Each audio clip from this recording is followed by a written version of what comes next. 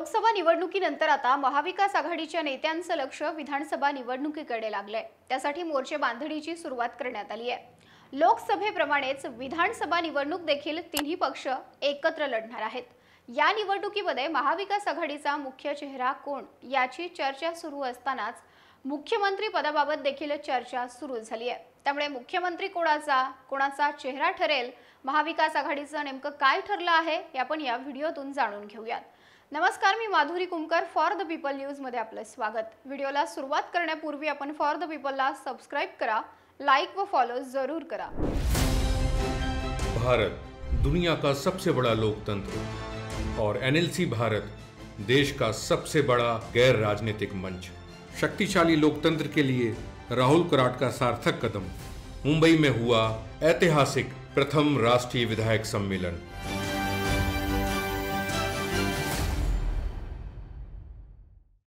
महाविकास आघाडीमधील प्रमुख 3 पक्षांपैकी 2 पक्षांमध्ये उभी फूट पडल्यानंतरही महाराष्ट्रात महाविकास आघाडीला घवघवीत यश मिळालं।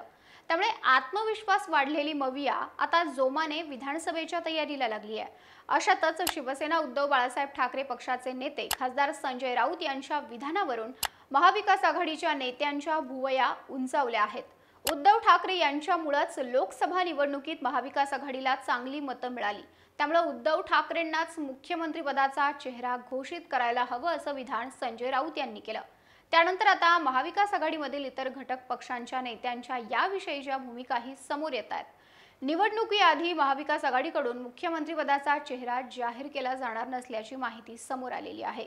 नुकतीच महाराष्ट्रातील काँग्रेस नेत्यांची दिल्लीमध्ये काँग्रेस अध्यक्ष मल्लिकार्जुन खरगे, लोकसभेचे विरोधी पक्षनेते राहुल गांधी आणि काँग्रेस नेते यांच्या उपस्थितीमध्ये बैठक पार पडली।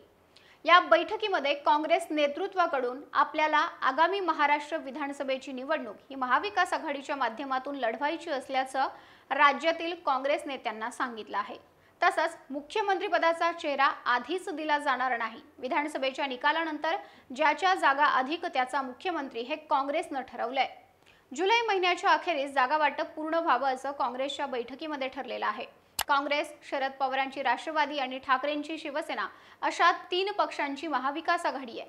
मात्र मुख्यमंत्री पदावरून काँग्रेसनं भूमिका स्पष्ट केल्याची माहिती आहे। ज्यांची संख्या अधिक त्या पक्षाचा मुख्यमंत्री असेल।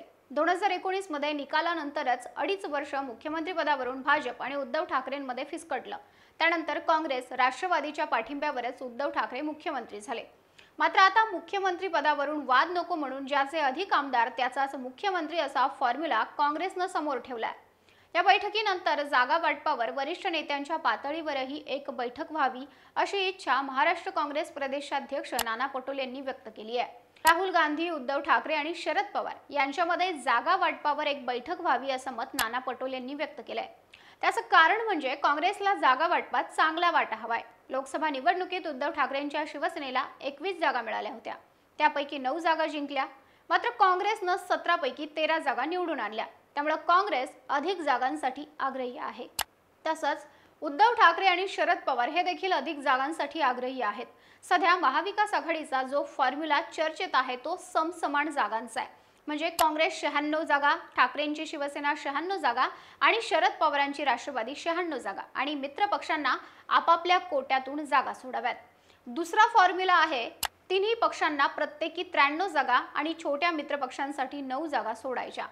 नाना पटोलेंप्रमाणे अधिक जागांची अपेक्षा राष्ट्रवादी काँग्रेस शरदचंद्र पवार पक्षाचे प्रदेशाध्यक्ष जयंत पाटील यांनाही आहे। त्यामुळेच मेरिटनुसार जागा वाटप व्हावं असं जयंत पाटीलही म्हणतात। हा जागा वाटपाचा विषय एकीकडे असताना काँग्रेसनं जे म्हटलेलं आहे मुख्यमंत्री पदाचा चेहरा आधीच न देता निवडणूक लढावी, त्यानंतर याबाबतचा निर्णय व्हावा, यावर मात्र महाविकास आघाडीत एकमत दिसून येत नाहीये। कारण बिन चेहऱ्याने विधानसभा निवडणुकीत महाविकास आघाडीने मतदान मागणं हे धोक्याचं असल्याचं संजय राऊत म्हणाले। इतकंच काय, सुरुवातीला म्हटल्याप्रमाणे त्यांना मुख्यमंत्री पदासाठी उद्धव ठाकरे यांचं नावही पुढे केलेलं आहे। यावर मुख्यमंत्री पदासाठी आत्ताच महाविकास आघाडीतील कुठल्याही नेत्यांनी स्वारस्य दाखवू नये, आम्ही सत्तेवर पाहिजे, हे स्वारस्य असलं पाहिजे अशी प्रतिक्रिया जयंत पाटील यांनी दिलेली आहे। तर बाळासाहेब थोरात यांनी देखील सध्या आम्ही महाविकास आघाडी म्हणूनच एकत्र लढणार आहोत, मुख्यमंत्री पदाचा चेहरा हा निवडणुकीनंतर आणि निकालानंतर ठरेल असं स्पष्ट केलेलं आहे। आता विधानसभा निवडणुकीला 3 महिन्यांचा अवधी बाकी आहे।